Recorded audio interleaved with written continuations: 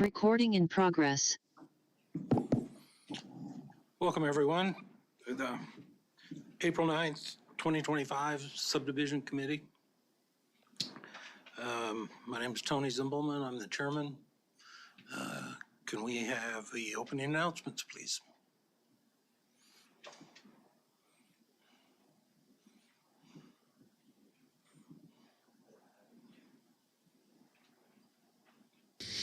Before we begin the agenda, the Wichita-Sedgwick County Metropolitan Area Planning Commission would like to take this opportunity to welcome everyone to this public hearing. Copies of the agenda for today's meeting, the public hearing procedure, and Planning Department staff reports on all agenda items are available on the counter in the lobby. The Planning Commission's bylaws limit the applicant of a subdivision application and his or her representatives to a total of 10 minutes of speaking time at the start of the hearing on that item, plus up to 2 minutes at the conclusion of that hearing. All other persons wishing to speak on agenda items are limited to 3 minutes per person. However, if they feel that it is needed and justified, the Commission may extend these times by a majority vote. All speakers are requested to state his or her name and address for the record when beginning to speak. When you are finished speaking, please share your name, address, and the case number on the sheet provided in the room. This will enable staff to notify you if there are any additional proceedings concerning that item. All speakers at the podium, please remove your face mask before speaking into the microphone. Okay, I guess before we take roll call, it'd be a good time to introduce the new member of the committee. This is Mr. Commissioner Doug High. This is first meeting, and welcome, and let's have roll call. Yes, sir. Bill Johnson. Here. Tony Zimbelman. Here. Bob Duell. Here. Jocelyn Klontz. Here. Doug High. Leon Mader. Here. John Williams Bay. Sir, I show all 7 members are present and the 2 alternates neither are here. Good. That will take us to our first case of the morning, which is a vacation item number 2025-9. This is a vacation request in the city to vacate 5 feet of a 35-foot platted setback and 2 feet of a 5-foot utility easement on the west property line at corner of East Waterman Street and Terrace Drive. Can we have a staff report, please? Good morning. Greg Sharon, presenting vacation request. This is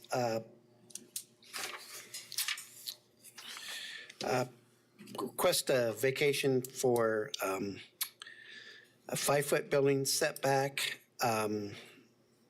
and a 2-foot utility easement. There's currently a platted 35-foot building setback along the frontage of East Waterman and South Terrace Drive. The request is to reduce that from 35 feet to 30 feet.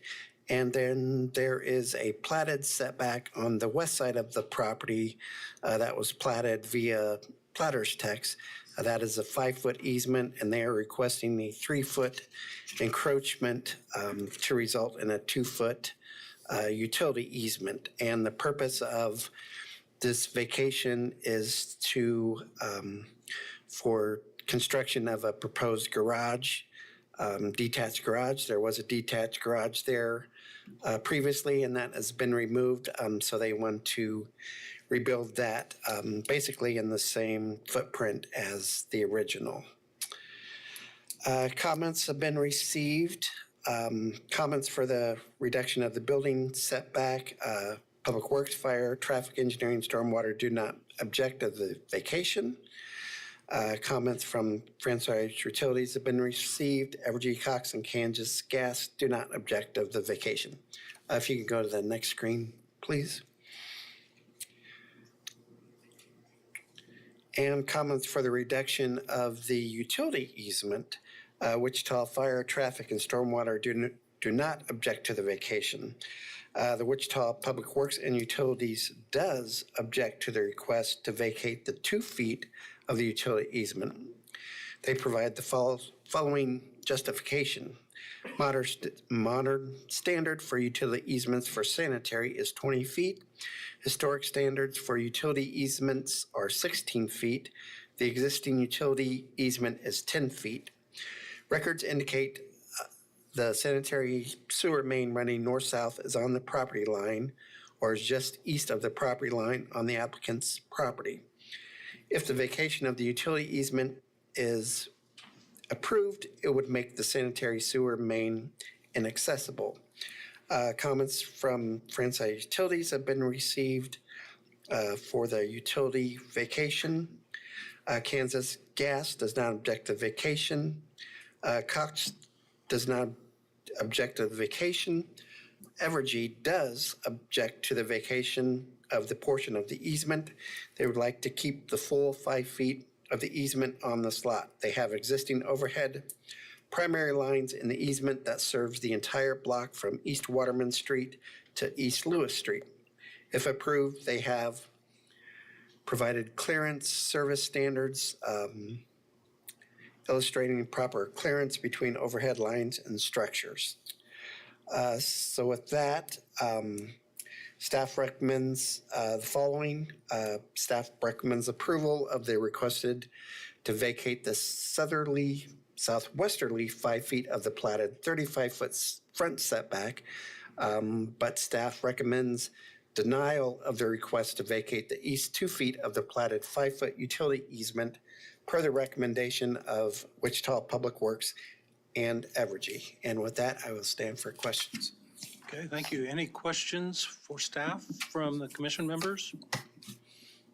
Seeing none. About the advisory board members, any comments? Vicky with Evergy, no additional comments. Okay, thank you. Any other comments? All right, we will ask the applicant agent to come up, please. You'll have 10 minutes. Please state your name and address. Thank you, Chair. Subdivision Committee, Jay Cook, Baughman Company, 315 South Ellis. We were originally wanting to rebuild as Greg said, the garage that was there was taken down. We were trying to rebuild in the same footprint. After realizing Evergy's concerns and that we don't mind to disregard this, I know staff's recommending denial, we can take that off the books. We are really just more concerned with this front one so we can be in line with our existing driveway. So understanding where Evergy and Public Works is coming from, we're completely fine with just maintaining that 5 feet because I realize that's a pretty narrow easement anyway. So maintaining this 5 feet will kind of, I don't know if we're taking away our request or just okay with your denial on that, but more focused on this. So if you have any questions, I'd be happy to answer. Questions for the agent from commission? Questions from the advisory board? Seeing none, thank you. Is there anyone from the public that would like to speak on this? Seeing none, no comment there. I'll bring it back to the commission. Mr. Chairman, I move to approve the, for staff comments with the approval and then the denial. Second.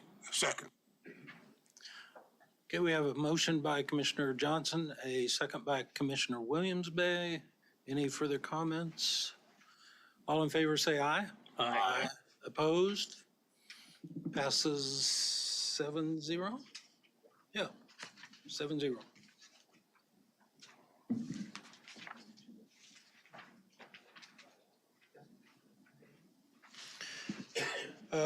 Before we go on to the plats, I want to tell you that item number 4 has been deferred. And is that for 2 weeks?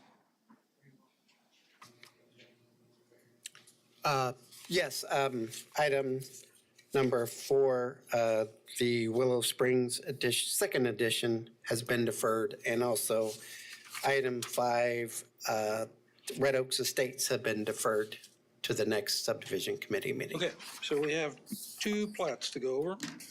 First one will be agenda item number 3, subdivision 2025-7. This is a final plat for Willow Springs Edition, located on the southeast corner of 87th Street and West 73rd Street. It's in the county 3-mile ring. Can we have the staff report, please? Morning, Greg Sharon, planning staff, here to present the Willow Springs Edition. This is a final plat for 9-lot subdivision on unplatted property in the county. Next screen, please. And then the next screen.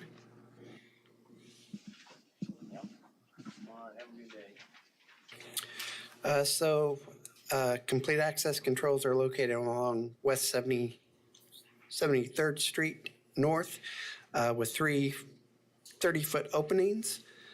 Reserve C will provide access to lots 2, 3, and 4, and proposed Reserve D will provide access to lots 5, 6, and 7. There will be one waiver that will need requested. That is a lot depth to width ratio for proposed lot 1. Go through staff comments. MABCD, soil works needs to be completed before approval. Memo was issued. Item B, County Stormwater Management has approved the drainage plan. Item C, County Fire Service Drive Code adherence, and also note needs to be added that notes the south end of Reserve D needs an improved turnaround and expanded Reserve D. Item D, County Public Works. Have to apologize, I inadvertently copied the comments for Willow Springs second edition into this staff report. So I got my Willow Springs comments mixed up. So under County Public Works, number 1 and 2 will need to be redacted. And then the actual public work comments, I will go ahead and present. County Public Works requests complete access control along east line of entire plat. Recommends the platter's text to revise to read Reserve C should provide access to lots 2, 3, and 4, block 1 only. Recommends that the platter's text be revised to read Reserve D should provide access to lots 5, 6, and 7 only. Notes that the properties to the south that have access via the 30-foot access easement will not be able to be built upon due to the Sedgwick County Service Drive Code. States if Reserve C stays a private drive, it cannot be utilized for access to properties to the south. And Sedgwick County Public Works and Fire notes that any construction of primary structures to the south utilize the 30-foot access easement would reduce the number of building permits within Willow Springs Edition. So those were county public comments, and those will be reflected in the final staff report. Item E, Planning Commission, no comments. Item F, that was comment for Willow Springs Edition, second edition. So County Surveying has no comment for this plat at this time. And item G, Sedgwick County Electric Co-op will need to request additional easements at this time, and those have been forwarded to the agent to be put on the, they will not need to request any additional easements. So with that, I will stand for questions. If I could, sir. Yes, Scott. Greg, in order to help out with the presentation, this is a kind of a lot of new information that wasn't included in the staff report by accident. So Right. my question for you is the applicant aware of the comments from Public Works prior to today? Yes, when I realized that I sent them the correct comments, so they are aware of that. So, Very good, thank you. yep. Did you want to comment? Yeah, Go ahead. Daniel Schrain with Sedgwick County Public Works. We've been in contact with the agent, and some of our comments regarding the access controls along the reserves, I think we're in agreement with the agent that we can maybe work around that a little bit using the platter's text and some other annotations on the plans. I think there's just concerns about making sure that everything flows correctly in the platter's text. So he can address that, but I think we'll be able to work through that as well. Okay, thank you. Any other questions for staff? All right, seeing none, we'll call on the agent. Oh, before you start, I forgot to ask if there was any comments from the advisory board besides the one we just got. Okay. Good morning, committee members. My name is Thomas Joyce with Bopham Company, 315 South Ellis. As Daniel has stated, we've been in contact working through some of these comments and even talking with Chief Timmons about the fire code and the service drive code. And I think we have reached a point where everyone's comfortable. So we're in agreement with staff and looking to move forward. So happy to answer any questions. Okay. Questions for the agent? Comments from the advisory board? You have a question? Commissioner Hyde? Yeah, I just wanted to ask a question, and that may be in here, and I'm just not seeing it about, what's your water source? Water source, we're going to do individual wells. I'll follow that up. Is rural water available or not?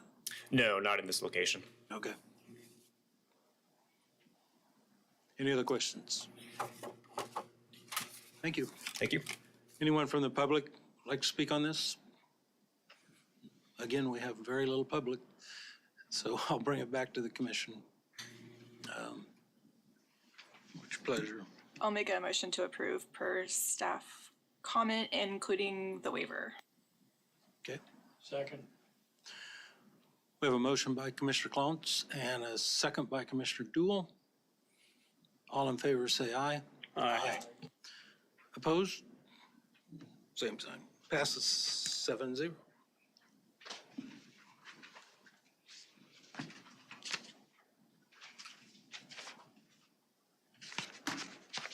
Our final case for the day will be agenda item number 6, subdivision 2025-17.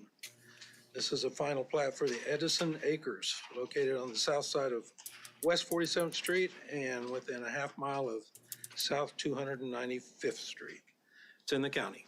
We have a staff report. Good morning, Greg Sharon, planning staff, here to present Edison Acres addition. Next screen, please. This is a one-step final plat for a 4-lot residential subdivision located in the county. And the next screen, please. Next screen. So access to the site, accesses are included along West 47th Street South with 2 openings. Lot 1 will be accessed via 30-foot opening, and Lot 2 through 4 will be accessed via private drive within a reserve. The applicant has platted 30-foot building setbacks along West 47th Street South and along the proposed reserve drive. There is one waiver that is requested, and that is from lot depth to width ratio for proposed lot 3. Go through staff comments, MABCD memo will need to be obtained for water and sewer. Item B, county stormwater management. I received confirmation that drainage plan has been approved, but needs a cross-lot drainage agreement with the Mylar for Lot 1, Block A. Item G, standard county fire code regarding service drive. Item D, county public works notes the property to the south owned by Justin Giltner shall have confirmed access to some form of the road network. Does not recommend the vacation of the complete access control and location of the 30-foot openings. recommends that Reserve A flares to the west to avoid conflict with the existing crossroad culvert, and requests complete access controls along both sides of Reserve A adjacent to Lot 1, Block A. In Platter's text, Reserve A should provide access to 2, 3, and 4, Block A only, and states there shall be no utilities in Reserve A, and requests the access on the west property line shall be shifted on the north side to avoid conflict with the RCB. Planning has no comment. Item F, county surveying states the south line of Reserve A needs distance and bearing. Evergy, item G, the plat is not served within Evergy distribution. Although they note Evergy has 2 transmission lines east and adjacent to the Edison Acres platted area. If any portion of the Evergy easement is located within the platted area, it should be noted on the plat. And item H, Sedgwick County Electric Co-op will need to request additional easements at this time. They want a designated utility easement to stay out of the way of roads and driveways. And that easement has been forwarded to the agent to be put on the final plat. So with that, I'll stand for questions. Okay. Questions from the commissioners? There are none. Questions or comments from the advisory board? Vicky with Evergy at 4025 North Tobin. I do want to add that any use or encroachment into the easement is subject to easement agreement and Evergy approval. Any modification to existing facilities to accommodate plans will be at the requester expense. To advise, the transmission engineer tech will be the person in contact for this. Okay, thank you. Other comments? Yes. Daniel Schramm with Sedgwick County Public Works. I just want to put in a clarification regarding the access controls. We are okay with the accesses as shown, assuming that they work well with the drainage conditions that are out there so that they don't conflict with the existing crossroad culverts on 47th Street South. So there might just need to be small modifications on there. Okay. Other comments? Okay, thanks. Applicant or agent, please state your name and address, and you'll have 10 minutes. Good morning again. Thomas Joyce, Baughman Company, 315 South Ellis. As Daniel stated, we've been working through this and we're in agreement with staff and continuing to work through. We've already even, flared out that reserve opening to avoid the culvert conflict. So I'm happy to continue working with them and move forward. Any questions? I did have a question on the comment about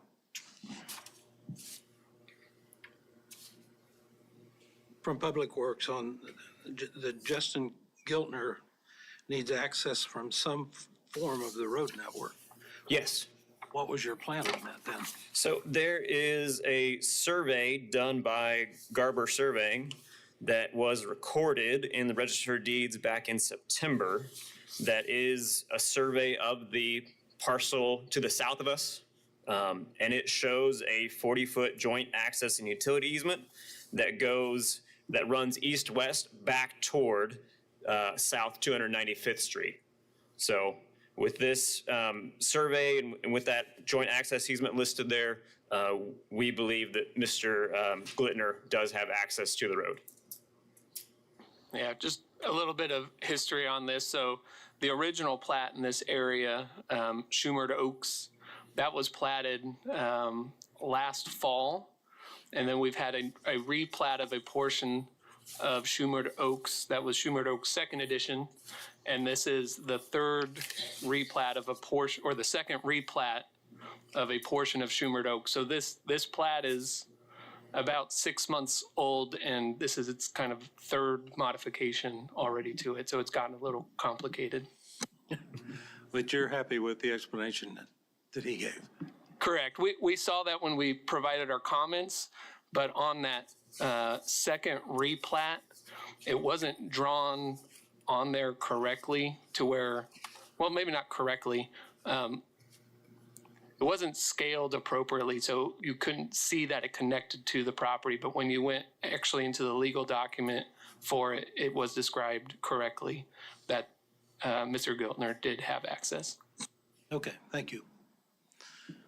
Other comments, questions? Thank you, sir. Thank you. Anyone from the public wishing to speak on this? Seeing none, bring it back to the commissioners. Move to approve for staff comments And the waiver. and the waiver. Second. Okay. Okay, we have a motion by Commissioner Johnson and a second by Commissioner Maynard. Any other questions? All in favor say aye. Aye. Opposed? Passes 7-0. So at this point, we have another couple items on the agenda.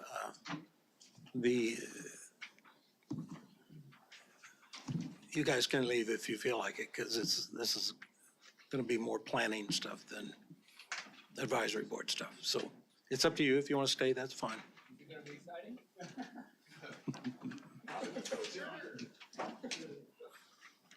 We are having lunch, but don't worry about that.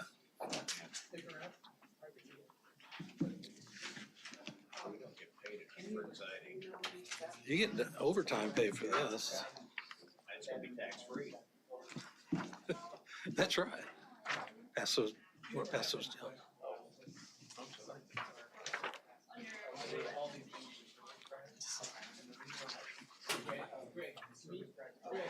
Mr. Chairman? Hey, hi Tyler. Have a seat right over here. Okay. Yep. I've got to leave here very soon because I've got to run home and get that extra propane. I'm just gonna let, Scott, have you met Tyler?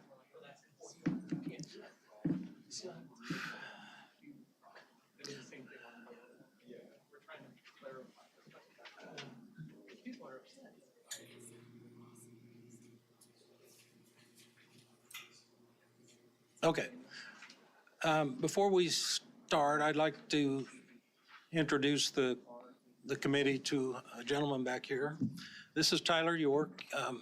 You guys are all familiar with Wes Gallion over at the Builders Association. So Wes is in the process of retiring, and Mr. York will be taking over for Wes, so he will be the new face of the Builders Association. I wanted you guys to see him, meet him, and he can't stick around very long. We're having a function over at the Builders Association here, which he is in charge of. So, sure, give us a little bit of your background and stuff like that. Well, hi, everyone. Like Chairman Zimbelman said, Tyler York. I'm 2 months in my new job at the Wichita Area Builders Association.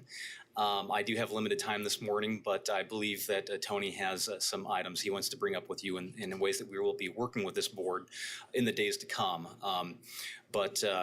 Anyway, I have more than 14 years of experience working with U.S. Senator Jerry Moran's office and his local office here in Wichita, and very excited to be working with the Builders Association. So anyway, with that, I do have to go as we've got that function going on over back at my office. So thank you, everyone. Thanks for coming by, Tyler. Okay, the document I passed out to you, I want to give a little background on that. So I am a member of the Builders Association. I have been for 33 years. Back in the year 2000, I was chairman of the board, and the chairman of the board is responsible or is supposed to go to every committee meeting that year. So there's about 8 committees over there, so I spent the whole year going to committees and all. But the committee that I found the most important was the Developers Committee. And nobody builds a house until they buy some land and develop it. And so they became an important committee to me, and I have continued to go to those meetings. I've never been the chairman of that board. But I've never been a developer. I've always been a builder. So all I know about development I got from going to that committee. All right. So the reason I point that out is the stuff we're going to talk about is stuff that the Builders Association would like to see done, sometimes to speed up the process, sometimes maybe financial wise. But I want you to know I'm doing it more as the chairman of this committee rather than a member of the Builders Association. So I don't want to ever happen that somebody says, well, they just ran it through because the builders wanted it. That's not the way it's going to be. So this letter that I handed you was, everybody's lost track of when it was written. Well, we know when this one was because it was dated. But this was an answer to an original document that Wes Gallion and the Developers Committee sent over to the staff. And there's 14 items on it. And for some reason, it got lost or out of favor or whatever happened, but it didn't get answered till, you can see, August 8th up at the top. I better put my glasses on. August 8th. And there are 14 items, and when we finally got after this and looking at it, it became apparent that we weren't going to be able to solve all 14 of them at one time. So today I want to talk about items number 2 and 3. And we'll start with number 3 first. The Builders Association would like to see where we could get to the point where plats or even vacation items could be done on a consent agenda, just like we do at the regular meeting. So Scott and I have talked about this, and that's when it came back to item number 2, because Scott has kind of been wanting to get to the point where we have a checklist for these plats and where it just goes item by item. And we're trying to get away from having to read all through them, spend all this time asking all these questions. It would be just like at the regular planning commission meeting, we would do a consent agenda. So when we got it to the point where the checklist was done, everybody is happy, we could do the same thing. We would say, does anybody on the commission want to hear this? We would say, anybody on the advisory board want to hear this? And then anybody from the public want to hear this? And if there's no comment, it's consent. And it wouldn't have helped today much, but when we have 15 items to go over. And we also see it as a way vacation items could be handled too, because a lot of the vacation items, by the time they get to us, everybody said, we're fine. And we just go through the process and then we okay it. So we're trying to get to the point where we might consent those also. Yes, Mr. Jones. I guess I'd like to say I would be in favor of something like this because we would still have the opportunity to discuss an individual item if we felt needed. Yes, absolutely. It would work just like the planning commission stuff. If somebody spoke up, we would say, we'll hear this case. So, yes, Mr. Dew. Got a question. I'm wondering why the planning commission is interested in speeding up our agenda.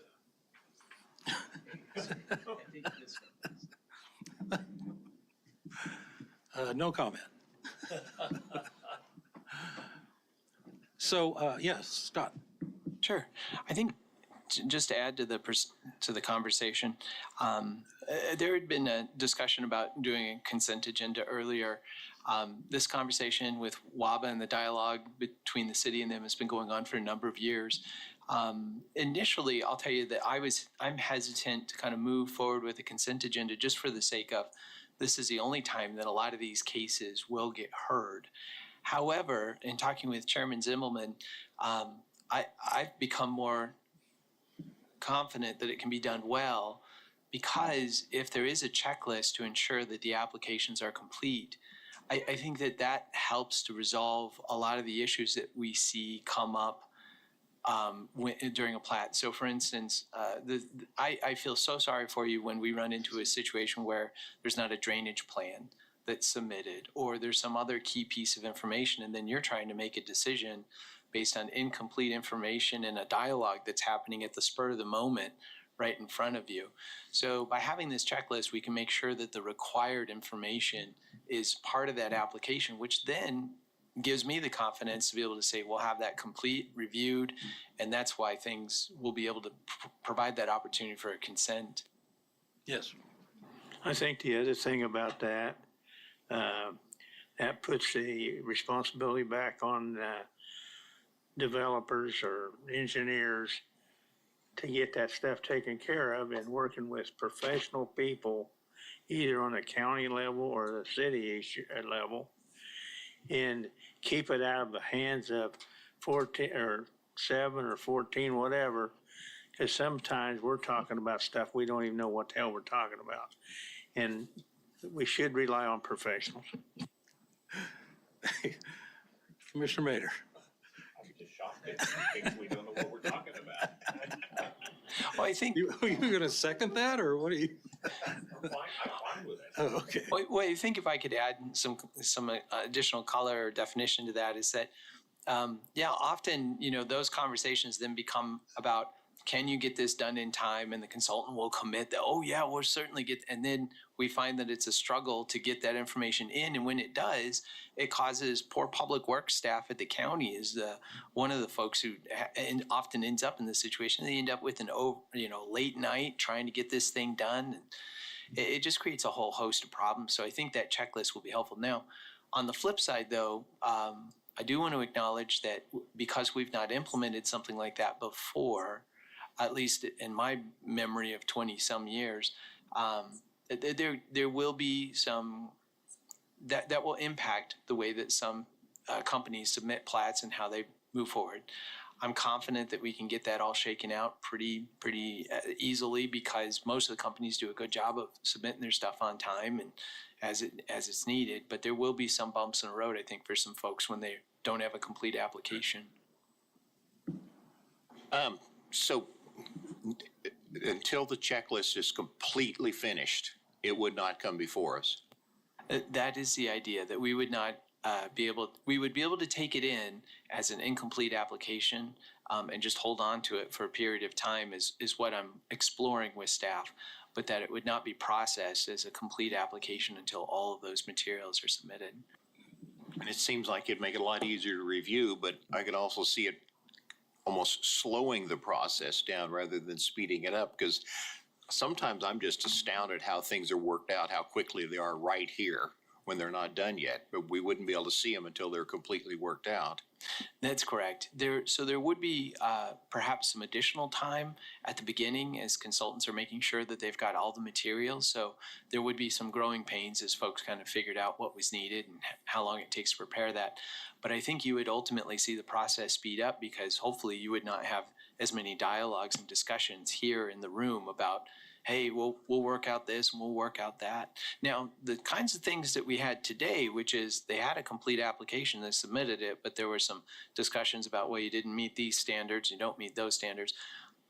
I don't know that that's necessarily the type of check that we're looking for. I think you're still going to have those conversations, but you're just not going to be caught in a situation where it's like, oh, I didn't have my drainage plan submitted, so we got no comments from Public Works on stormwater. Did you? Are there any legal ramifications that we may run into with this?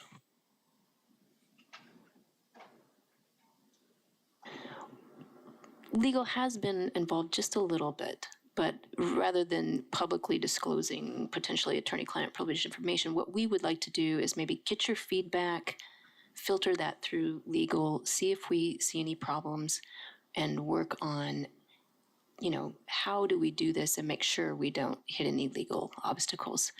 But in short, I think these goals are within reach. And I don't think I made that clear enough. What I'm asking today is for us to give them permission to start looking at this. That's the idea. And I do want to talk about the checklist. You're probably asking why did we start with these two? You probably haven't had time to read all this, but these are the two items that the city wrote back and said, we're fine with this. And they even passed it through the legal department. So what's going to happen is when we start this checklist, all of these other items are going to show up, the fire stuff. And so it's going to force people to make decisions that if we want to do this, we got to figure out all the rest of the items on this because that's part of the checklist, correct? What it would take is, and we've been exploring this even before this conversation because we had received some feedback from some of the folks on the utility and advisory committee that they were struggling. They were going to have staff get burned out, and they were having some bad effects because people weren't submitting stuff on time. So we started to explore what a checklist would look like. In the subdivision regulations, it actually requires certain things be submitted for different levels of plats. So final plat has a little bit different level of things that need to be submitted than a sketch plat, et cetera. So we've started to kind of draw that up.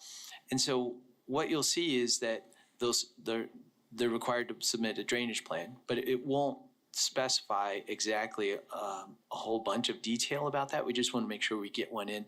Right. Likewise, we want to make sure that we've got the drawings that illustrate the things. So when it comes to fire is really doing more of an analysis about how's it laid out, are the measurements correct, is it the right distance, all that kind of stuff. So we're probably not going to catch that with the checklist initially, but what we'll catch is just, do they have the drainage plan? Do they have all the documents that they need to submit at the time? There's going to be a judgment call, and that's why I want to bring the checklist to you about what level of detail. Because the subdivision regs get very detailed about, it's got to have a north arrow on it, it's got to have a certain type font, all that kind of stuff. We want to make sure that we're actually doing the checklist to get the things that are the biggies, to make sure we're getting the right things and not slowing down the process too much, but just enough to make sure we've got the right things for you all to consider. Okay. And now that you brought up subdivision regulations, you guys remember a month or two ago, we had a submission that had 8 waivers on it. It was a plat. And the question was asked, why do we have so many waivers? And the answer, I don't know if we got the answer that day, but the answer I got later is, you guys haven't updated the subdivision regulations for so long, we have to waiver everything in. So my question now is, do we need to put together a group to look at the subdivision regulations? What I would request is, given the amount of staff resources and staff hours that we have available, I'd really would request that we work on the checklist and the consent agenda as first for the subdivision committee, and then at a later time, after we work through that process, and if you think that that's going well, then kind of iteratively kind of work our way through it.